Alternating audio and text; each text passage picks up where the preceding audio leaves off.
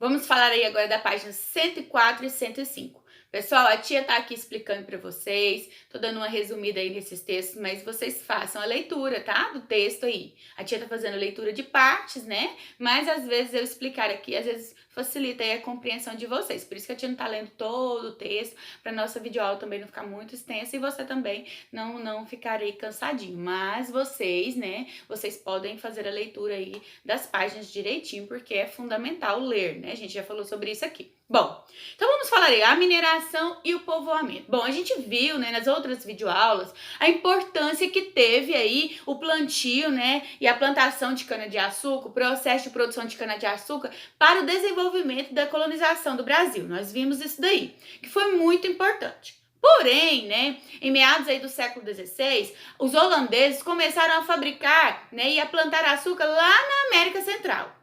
E isso foi muito ruim. Por quê? Porque aí teve aí essa concorrência, né?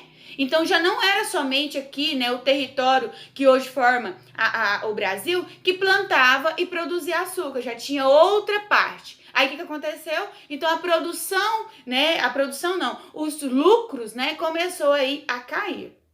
Né, e o rei de Portugal não gostou dessa história. E aí ele começou, né, a fazer tudo o que ele podia para começar a explorar, né, o interior do Brasil, para começar a encontrar aí outras riquezas que fornecesse lucro para ele, né, e para a metrópole aí, que fizesse novamente a colônia prosperar. Foi quando aí está falando aqui, ó, no nosso terceiro parágrafo, diz assim: desde o início da colonização, os portugueses buscaram formas de explorar a colônia e fazer com que as atividades aqui realizadas gerassem lucros para a metrópole.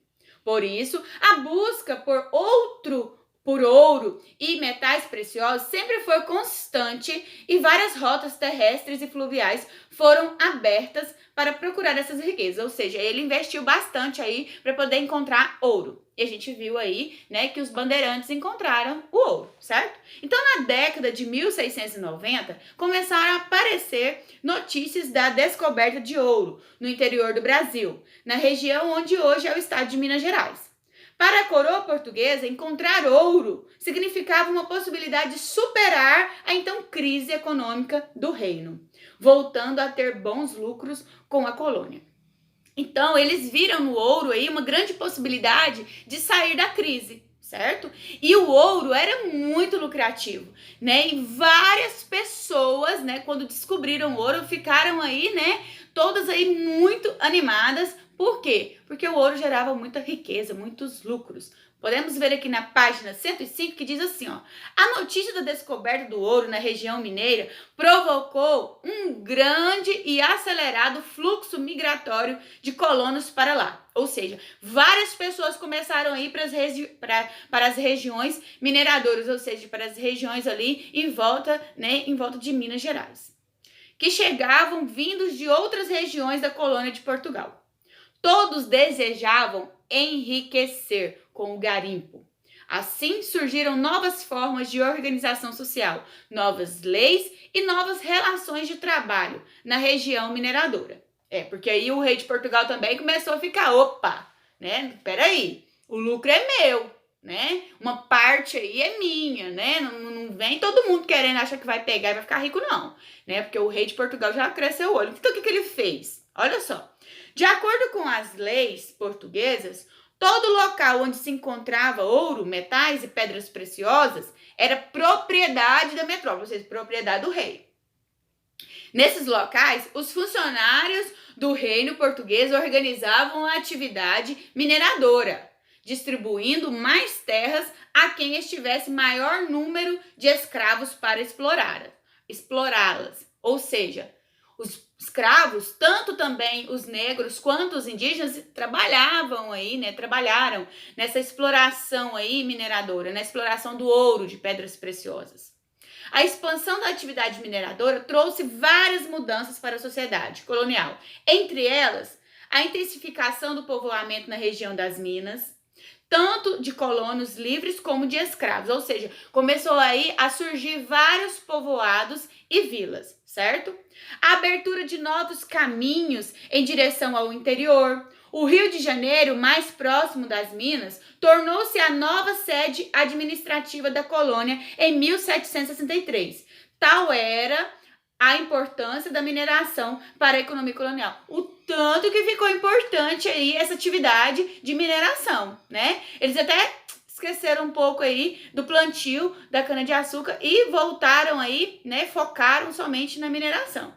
O desenvolvimento de atividades agrícolas no interior para complementar o abastecimento na região das minas, que sempre dependia de alimentos trazidos de longe, ou seja, com esse processo de crescimento aí de povoados, o processo de colonização, eles também investiram em atividades agrícolas, ou seja, não plantavam somente a cana-de-açúcar, começaram a plantar outras culturas, principalmente aí o café, certo? Maior integração entre as diferentes capitanias da América Portuguesa, que antes da extração do ouro eram relativamente isoladas umas das outras, ou seja, eles começaram a se juntar, né, para praticar a exploração do ouro. O surgimento de um novo tipo de colonização, predominantemente urbano, em contraste com a sociedade rural anterior, que havia se formado no litoral por causa da produção do açúcar.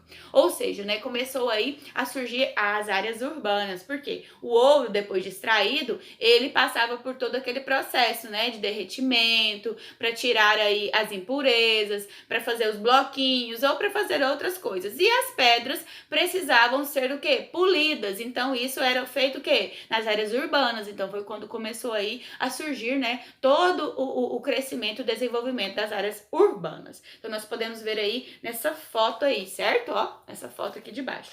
Com o tempo, as vilas e os povoados mineiros que foram se formando devido à chegada de muitas pessoas à região mineradora se desenvolveram e deram origem a alguns dos atuais municípios mineiros.